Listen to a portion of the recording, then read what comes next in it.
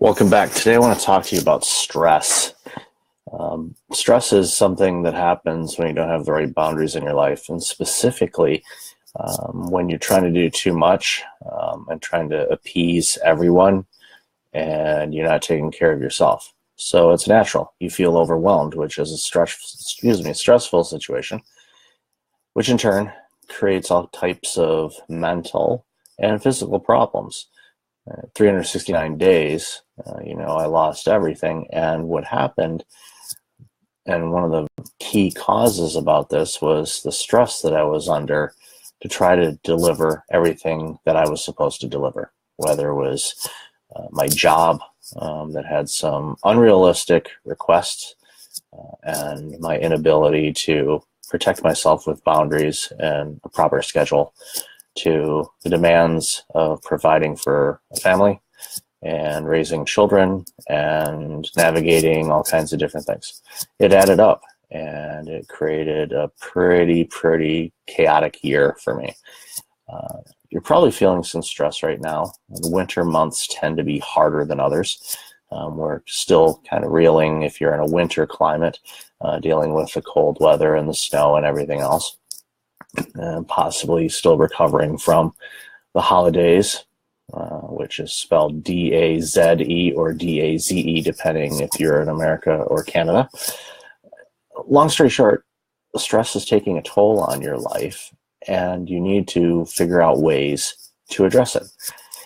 I share on Twitter and my other social media platforms a ton of resources on how to manage stress.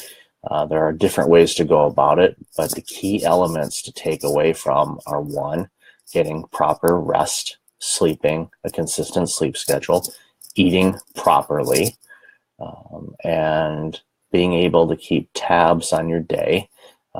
Get rid of clutter in your home if at all possible, because it's causing you stress trying to figure out where things are. If you don't know where your keys are, then every morning you're stressing out trying to figure out where your keys are. Find a place for them, put them there, always. That way you never lose them. You don't have to think about it. They're just going to be there. Same thing with your clothes. Pick your clothes out the night before like your mom told you to. There's a reason for that. The reason might be different from what your mom wanted to do. She was probably just trying to save some time to get you out the door so you didn't miss the bus or you weren't late to school. And in my situation, simplifying my clothes made a big difference. I don't have to think about what I'm wearing. The clothes I have fit, more or less, and everything else that I do on a daily basis is consistent. I don't have to think about it. It's autopilot, just like brushing your teeth, taking a shower, getting cleaned up. All of these things I don't stress about because I know what's going to happen. I know when I'm going to be doing them, and I do them. The other day I was late to work because of the snowstorm. And I was a few minutes late for an interview for a position that I'm hiring.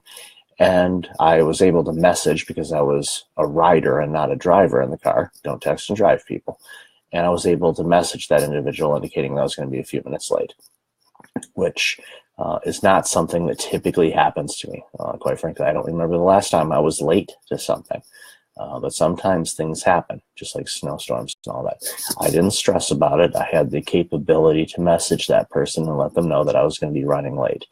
That immediately relieved my stress levels, because I do not like being late. I feel it is insulting to the other party when you are not on time.